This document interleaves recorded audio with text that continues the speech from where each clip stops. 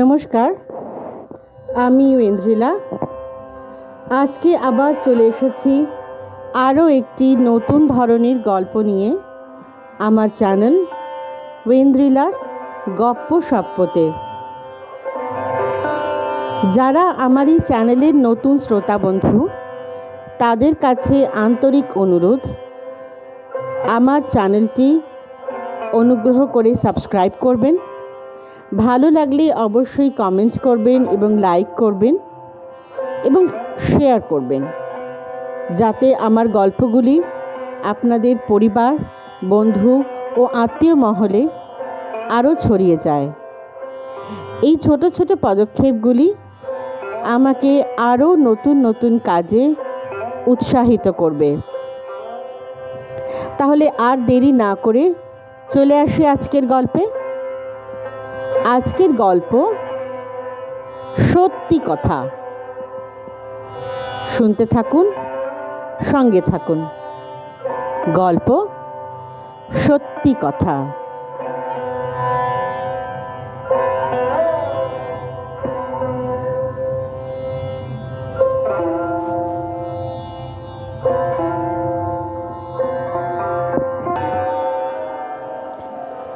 Apple কিনছিল Eva.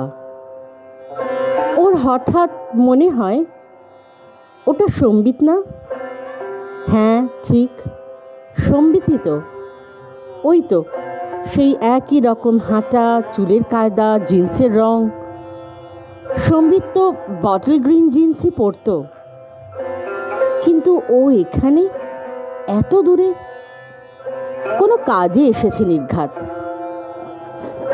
কিন্তু না, হঠাৎ কাজেই যদি আসবে, তবে ওই পশ দোকানটা থেকে জামা টামা কিছু একটা কিনে বেরোবে কেন?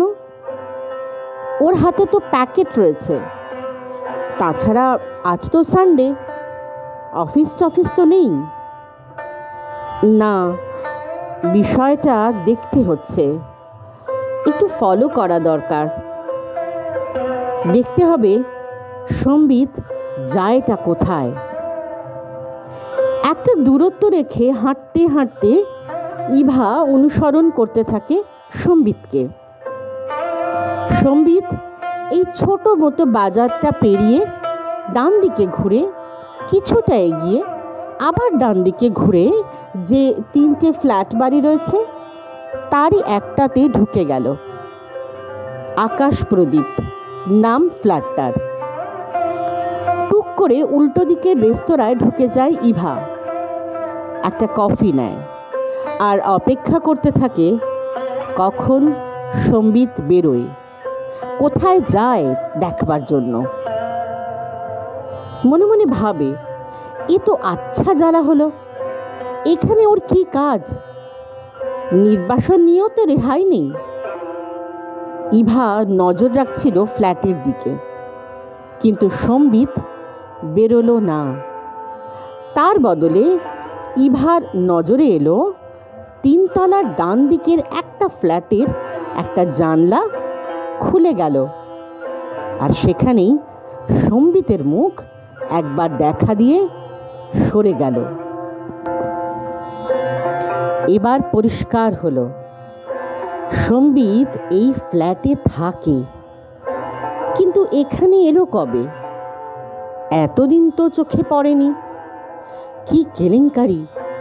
তার মানে তো পথে ঘাটে দুমদাম দেখা হয়ে যাবে যে কোনো দিন। ওকে তো বেরোতে হয়।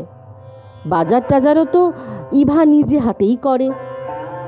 তাহলে সম্বিত হয়তো রিসেন্টলি এখানে এসেছে, হয়তো ফ্ল্যাটটাও কিনেছে, অবশ্য ভাড়াও হতে পারে। কিন্তু মরতে এখানে এলো কেন, এটাই বুঝতে পারে না ইভা। 15-16 বছর পরে এ কি জ্বালা! ইভা কফির দাম মিটিয়ে টুক করে বেরিয়ে যায় রেস্তোরাঁ থেকে, সোজা নিজের ফ্ল্যাটে গিয়ে ওঠে। আপেলটা কেনাই হলো না। যাকে একটা কাপ কফি নিয়ে ব্যালকনিতে এসে দাঁড়ায় ইভা। তারপর কি ভেবে একটু পিছিয়ে বসে চেয়ারটা নিয়ে, যাতে রাস্তা থেকে ওকে দেখা না যায়। সম্বিত ইভার জীবনে একটা ঘটনা। ওরা থাকতো পাশের পাড়ায়। এ পাড়াতে আড্ডা দিতে আসতো। পাড়ার কিছু বেকার বখাটে ছেলেদের সাথে আড্ডা, চায়ের দোকানে। নিশ্চয়ই ও নিজেও বেকার, কিন্তু ওকে যেন ঠিক ওদের মধ্যে মানাতো না।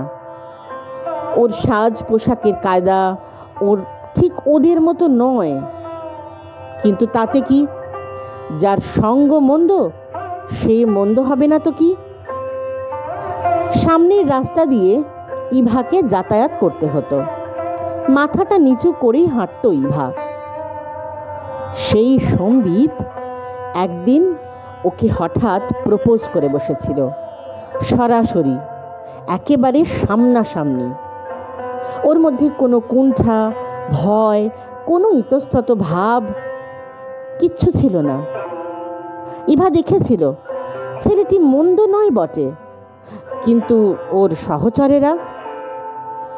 ফলে ইভা একটুও দ্বিধা না করে একেবারে পা বাড়িয়ে অফেন্সিভ খেলেছে। বল একেবারে বাউন্ডারির বাইরে, ব্যাস খেল খতম, প্রেম হজম। এরপরে সম্বিত আর ওদের পাড়াতে আসতো না। কিন্তু সম্বিত অধ্যায় যে সেখানেই শেষ হবে না, এটা কি জানতো ইভা? ছটা দিন দিব্যি কেটে গেল ইভার। কোনো অস্বস্তিকর অবস্থার মধ্যে পড়তে হলো না। টিসিএস এ সার্ভিস করে ইভা। এমসিএ করার পর ক্যাম্পাসেই সে চাকরি পেয়ে যায়। এখন ওর জেনারেল শিফট চলছে। জেনারেল শিফট থাকলে একটু রিল্যাক্স করা যায়, কিন্তু নাইট মানে হেনস্থা, গোটা দিনটা ঘুমিয়েই কেটে যায়। কিন্তু আবার সম্বিত। ইভা চলেছিল নীলার বাড়ি। নীলা পিজি থাকে। ডে অফে ওর সাথে প্রায় আড্ডা মেরে কাটায় ইভা।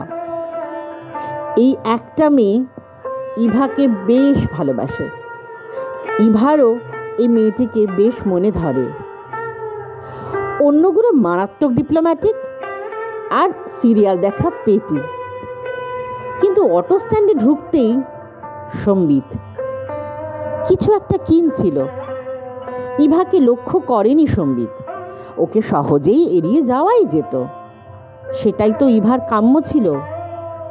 কিন্তু ইভার গলা যেন অবাধ্য গোয়ার হয়ে একটু জোরে ডেকে উঠল, সম্বিত। এখানে নিজেদের অঞ্চল থেকে এতটা দূরে একটা নারী কণ্ঠ ওর নাম ধরে ডাকছে। বিস্ময় হতবাক হয়ে এদিক ওদিক তাকায় সম্বিত। ইভা স্পষ্ট বুঝতে পারে ও না দেখার ভান করছে। তাই ও কোনো ভনিতা না করে বলল, এইদিকে, এই যে আমি ইভা, ইভা, মধুমুরলীর ইভা, চিনতে পারছো? বলেই ভাবল, ওকে আপনি বললে কি ভালো হতো। তুমি বলাটা বোধহয় ঠিক হলো না, কিন্তু তখন আর কিছু করার নেই। ওর ভাবনায় ছেদ টেনে দিয়ে সম্বিত এগিয়ে এসে চোখে মুখে একটু বিস্ময় প্রকাশ করে বলে, ও তুমি ইভা না? আমি ধরতেই পারিনি। তোমার এখানে বিয়ে হয়েছে? এখানে শব্দটাতে যেন একটু জোর দিল সম্বিত। হ্যাঁ, এই তো 5 বছর হলো।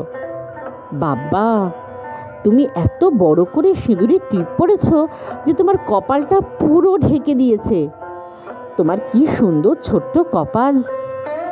মন্তব্যটা করেই জিভ কাটল, যেন লজ্জিত হয়ে বলল, কিছু মনে করো না, কথাটা বলে ফেললাম। আমি না দুমদাম বলে ফেলি। সেটা আমি জানি স্যার। ইভার সহাস্য প্রত্যুত্তর। ইঙ্গিতটা বুঝে মাথাটা ঝুঁকিয়ে নেয় সম্বিত। ইভা পাল্টা প্রশ্ন করে, তুমি কি এখানে কোনো কাজে এসেছো? না না, আমি তো মেট্রো রেলে আছি, তাই এখানে একটা ফ্ল্যাটে ভাড়ায় থাকি, যতদিন এখানে পোস্টেড আর কি। ওই তো বাজারটা ছাড়িয়ে একটু। ইভা বুঝল সম্বিত কোনো মিথ্যে কথা বলছে না। নিজের ঘরের লোকেশন সহজেই ঠিকঠাক দিয়ে দিল। আবার ইভার প্রশ্ন, তুমি এখানে তোমার ফ্যামিলি নিয়েই থাকো? না না, ফ্যামিলি বাড়িতে, এখানে অত স্পেস নেই, ছোট ফ্ল্যাট, আর বউ বাচ্চা নিয়ে কত দৌড়বো। আমার তো সেমি ট্রান্সফারেবল জব, টালা থেকে টালিগঞ্জ। সম্বিত যেন সেদিনের সব কথা ভুলেই গেছে এমন একটা ভাব করল। ইভা বুঝল এমনটা তো করতেই হয়, কিন্তু যে সম্বিতের সাথে এখানে আগে একবারও দেখা হয়নি ইভার, এখন যেন হর হামেশা দেখা হতে লাগলো। প্রতি রবিবারেই দেখা, কখনো বাজারে, কখনো রেস্তোরাঁয়, কখনো নীলার বাড়িতে যাবার সময় অটোতে। কিভাবে যেন ওদের মধ্যে কানেক্ট করে দিচ্ছিল ওদের রবিবারের অবসর। এমনকি সেদিন ওরা একটা পার্কে গিয়ে বসেছিল, ওই পার্কটাই সর্বনাশ করলো। হয়তো পার্কটা নয়, এই অলস বিকেল। এই কথা শেখার পর ইভা দুম করে বলে বসলো, আমার না আজও একটা ব্যাপারে খুব খারাপ লাগে। কিসের জন্য? তোমাকে আমি মুখের ওপর কি বিশ্রীভাবে, একেবারে অসভ্যের মতো। অমলিন সম্বিত মৃদু হেসে বলে, ও মা, তুমি ওসব মনে করে বসে আছো নাকি? হায় ভগবান, ওসব তো কাঁচা বয়সের ব্যাপার। দেখো, এখন তুমি বিবাহিতা, আমিও বিবাহিত, ওসব ছোট বয়সে কত হয়। একটা মেয়েকে যদি সব পুরুষের প্রপোজাল গ্রহণ করতে হয়, তবে তো তার গোটা 10 প্রেমিক থাকতে হয়, তাই না? অবশ্য তেমনটা হয় না তা নয়, কিন্তু তুমি তো তুমি, মাথা নিচু মহিলা, তাই ওসব ভুলে যাও, ভুলে যাও। মাথা নিচু করে ইভা জানায়, এই যে তুমি বিয়ে করেছো, এটা শুনে আমার মনের থেকে এক বিরাট বোঝা নেমে গেছে সম্বিত। একটা অপরাধ বোধ আমার মধ্যে গভীর হয়েছিল। বাবা রে বাবা, তুমি তো খুব ভাবুক। আমি তো সব কবে ভুলে মেরে দিয়েছি। তা নয় তো তোর জীবনে বাঁচা যাবে না ইভা। এবারে ইভা সিরিয়াস হয়। পার্কটাতে একটা গাছের নিচে বসেছিল ওরা। পার্কের অদূরে এক দল বয়স্কারা হাত পা তুলে হাসি চর্চা করছে, লাফিং ক্লাবের ব্যায়াম। আরেকদিকে রামী চণ্ডীদাসেরা জোড়ায় জোড়ায় বসে আছে। সামনে একটা ঝিল, ছোট কিন্তু খুব সুন্দর। বেঞ্চগুলো সব ফাঁকা, কেউ বেঞ্চে বসেনি।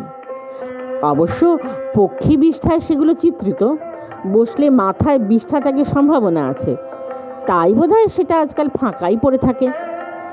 সেখান থেকে উঠে গিয়ে সম্বিতের উল্টো দিকে দাঁড়ায় ইভা। সোজা ওর দিকে তাকিয়ে সরাসরি প্রশ্ন করল, একটা কথার ঠিকঠাক উত্তর দেবে সম্বিত? সম্বিত ঘাবড়ে যায়। রবিবারে এই কটা দিন যে ওরা সাক্ষাৎ করেছে, তাতে ওরা একটাও সিরিয়াস কথা বলেনি।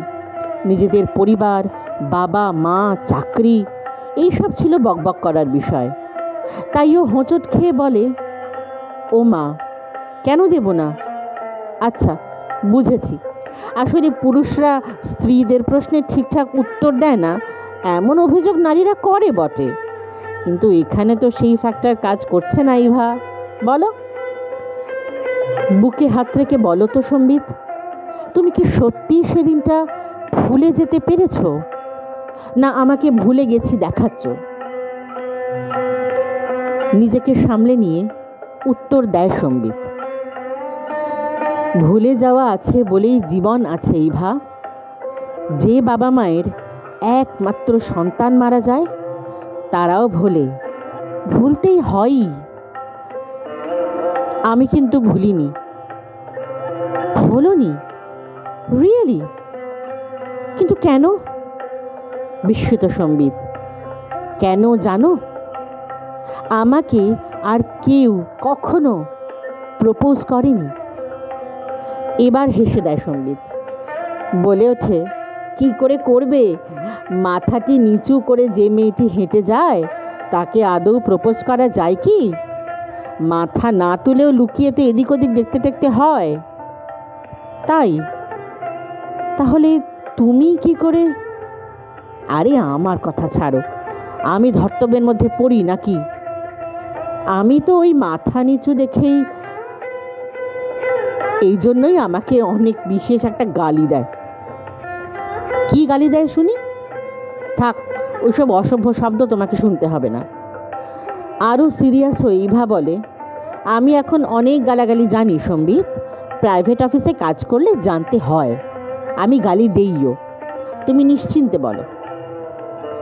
একেবারে অন্যদিকে তাকিয়ে সম্বিত বলল, গান্ডু। এবারে আর না হেসে থাকতে পারে না ইভা, একেবারে খলখল করে হেসে ওঠে। হাসির প্রপাত থামলে বলে, অথচ দেখো এখন আমরা কেমন একটা ফ্রেন্ডলি রিলেশনে এসে গেলাম, তাই না? পৃথিবীটা কি ছোট, মানুষের মধ্যে একটা লিঙ্ক সে করেই দেয় বলো। আজকে জীবনানন্দের একটা কবিতা খুব মনে পড়ছে। সম্বিত বলে ওঠে, আবার বছর 20 পরে। ঝপাত করে ইভা সম্বিতের সামনে এসে বসে। তুমি তাহলে কবিতা পড়ো? ইভার প্রশ্নে সম্বিত হা হা করে হেসে ওঠে, কিন্তু কোনো উত্তর করে না। ইভাই বলে, তাহলে কবিরা যা লেখেন তা সত্যি হয় বলো? হয়ই তো, বলে সম্বিত। হঠাৎ গম্ভীর হয়ে যায় সম্বিত, বলে, এবারে আমি তোমাকে একটা প্রশ্ন করি, তুমিও ঠিকঠাক উত্তর দাও। শুধু তাই নয়, ইভার প্রতিক্রিয়ার অপেক্ষা না করে সম্বিত প্রশ্নটা করল, তুমি কি আমাদের এই বন্ধুত্ব রক্ষা করতে চাও? সত্যি সত্যি বলবে। অন্যদিকে মুখ ফিরিয়ে নেয় ইভা। সেদিকে একটি বৃদ্ধা তার বৃদ্ধ স্বামীকে হাত ধরে হাঁটাচ্ছিল। সেদিকটাতে তাকিয়ে থাকতে থাকতে ইভা আবার উঠে যায়, একবার এপাশ ওপাশ হেঁটে নেয়, তারপর আবার এসে বসে, হাত দিয়ে খুট খুট করে ঘাস ছিঁড়তে থাকে। সম্বিত আবার বলে, কি হলো বলো? কেমন একটা ধরা গলায় ওর দিকে না তাকিয়ে ইভা জানিয়ে দেয়, চাই। তাহলে তোমার হাজব্যান্ড মিস্টার ঘোষালকে আমাদের মধ্যে ইনভলভ করো। এমন কথা একটু যেন ক্ষুব্ধ হয় ইভা। তারপর বলে, ওকে কেন? ওকে বিরক্ত করা কেন? ওর তো এখানে কোনো প্লেসই নেই। এরপর তো তুমি কি তোমার বউকেও এখানে ঢোকাবে নাকি? গম্ভীর সম্বিত জানায়, প্রয়োজন পড়লে তাই করতে হবে। দেখো ইভা, আমি একসময় হয়তো গান্ডু ছিলাম, কিন্তু এখন আর নই। তোমার কর্তা আমাদের মধ্যে থাকলে আমাদের এই রিলেশন একটা ফ্রেন্ডশিপ, অন্যথায় ইলিসিট, এক্সট্রা ম্যারিটাল ব্যাপার। আরও ক্ষেপে ওঠে ইভা, ছাপ করে উঠে দাঁড়ায়। ইলিসিট? কি বলছো তুমি? কিসের ইলিসিট? কারণটা কি? না তোমার মনে পাপ আছে না আমার মনে। ইলিসিট কেন? এই প্রথম ইভাকে স্পর্শ করে সম্বিত, ওকে দুহাত ধরে বসিয়ে দেয়। কিন্তু সম্বিতের এই স্পর্শে ইভা কোনো বিপ্রতি প্রতিক্রিয়া করে না, বিরক্তও হয় না। সম্বিত বলে, তুমি কি বুঝতে পারছো না, এই যে আমাদের প্রতি রবিবার এখানে ওখানে দেখা হচ্ছে, এটা আসলে হচ্ছে নয়। আমরা অবচেতন মনে একে অপরের সাথে দেখা করছি। একদিকে তুমি মিস্টার ঘোষালের স্ত্রী, অন্যদিকে আমি অনসূয়ার স্বামী। এটা কি ইলিসিট নয়? অনসূয়া না হয় দূরে আছে, কিছুই জানছে না, কিন্তু মিস্টার ঘোষাল, তিনি তো এখানেই থাকেন। ইভা, বিশ্বাস বলেও তো একটা ব্যাপার আছে নাকি? দাম্পত্যে সেটা বিরাট মূল্য রাখে। আমি তোমার এমন ক্ষতি করতে পারি না। আমাদের বয়স কিন্তু থেমে নেই, আমাদের কোনো কোনো চুল কিন্তু রূপলীয় হয়েছে ইভা। হঠাৎ সম্বিত আবিষ্কার করে যে ইভা কাঁদছে। নিজেকে আজকে প্রথম সত্যি গান্ডু বলে মনে হয় ওর। কিন্তু কি এমনও বলেছে তা বুঝতে পারে না। তাই হাত জোর করে ইভাকে উদ্দেশ্য করে বলে, সরি, আমি কি তোমাকে কোনো আঘাত করলাম? কি হয়েছে ইভা, বলো না। পার্কের ঘাস ছিঁড়তে ছিঁড়তে বলে ইভা, যদি ওকে এর মধ্যে টেনে না আনি, যদি আমরা চাইলেও ও নিজে আসতে না চায়। ঠান্ডা পাথরের মতো সম্বিত জানালো, তাহলে আমাদের এই দেখাশুনো বন্ধ, একদম বন্ধ। তুমি তাহলে এতদিন পরে প্রতিশোধ নিচ্ছ? প্রতিশোধ? আমি তোমার উপরে? ছি ছি, তেমন আমি যদি ভেবেও থাকি তবে যেন আমার মৃত্যু হয় ইভা। সম্বিতকে অবাক করে দিয়ে ইভা ঝপ করে সম্বিতের মুখে হাত চাপা দেয় আর বলে, একদম গান্ডুর মতো কথা বলবে না, আমি বারণ করে দিচ্ছি। এই কথাতেও সম্বিত একটুও হাসে না, আরো গম্ভীর হয়ে বলে, দেন, তোমাকে একটা সত্যি কথা বলা হয়নি সম্বিত।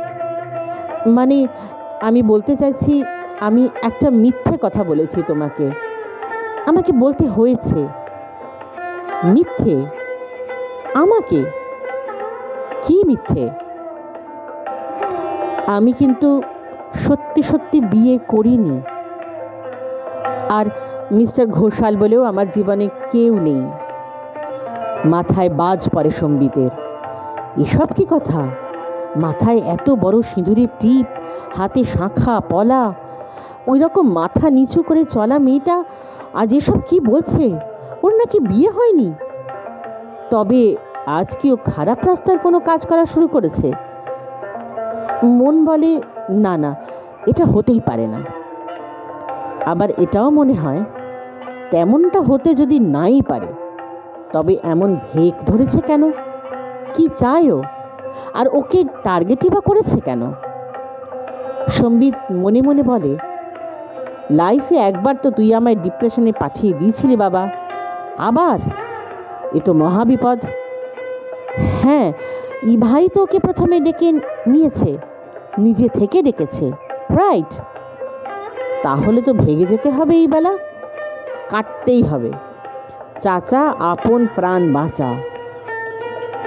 কিন্তু মানুষের মন, সে একটা প্রশ্ন করেই, তাহলে তোমার এই সধবার বেশ এটা কেন?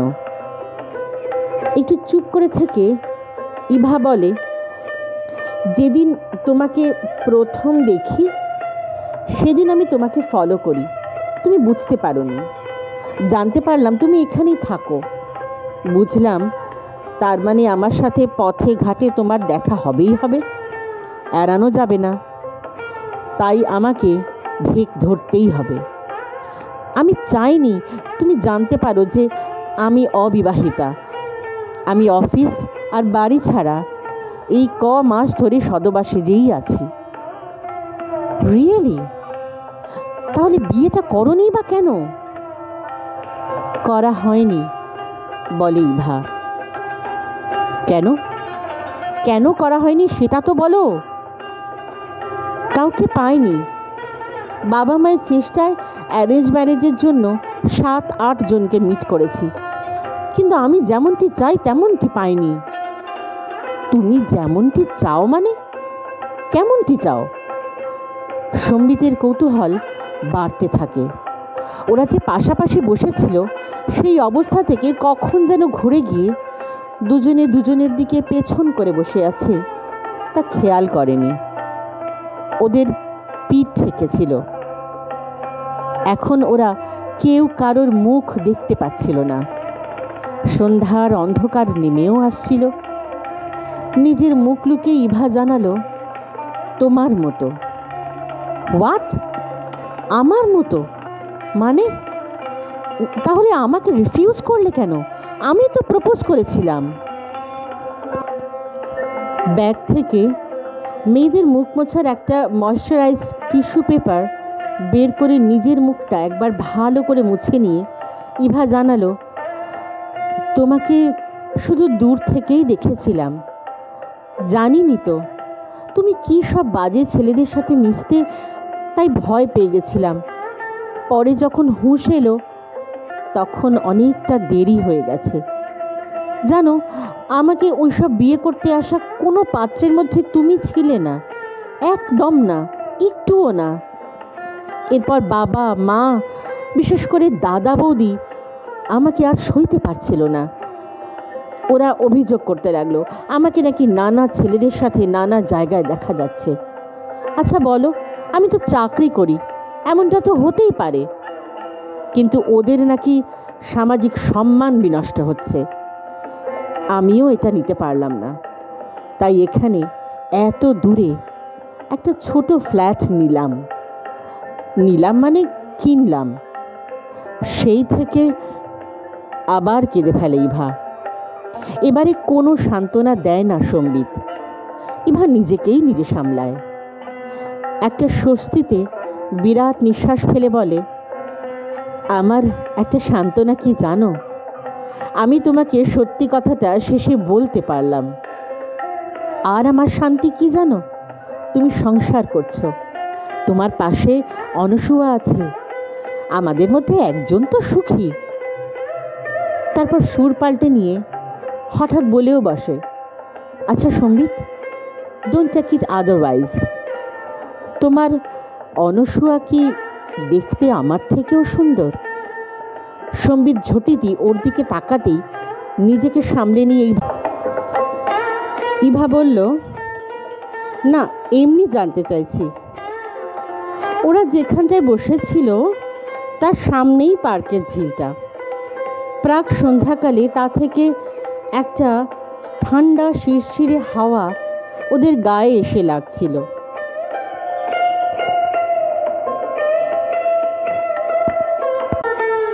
এবারে সম্বিত ধীরে উঠে পড়ল। একটা পাতলা মতো ঢিল মাটি থেকে কুড়িয়ে নিয়ে ছোটবেলার মতো জলে জোরে ঢিলটাকে ছুঁড়ে দিল। ইভা চেঁচিয়ে বলল, ব্যাঙাচি হলো? না, হলো না। আসলে ইভা যে দিন যায় তা একেবারেই যায় বোধ হয়।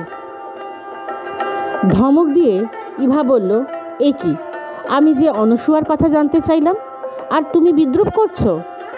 ভাবছো মেয়েরা কি মিন মাইন্ডেড, এই অবস্থাতেও কম্পিট করতে চাইছে?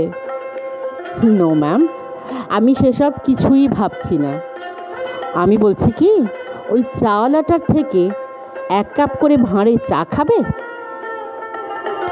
কিন্তু ইভার চোখ গরম করা দেখে সোজাসুজি বলল, তুমি আমাকে একটিবার প্রশ্ন করতে পারতে, একটিবার, কেন আমি ওদের সাথে মিশতাম?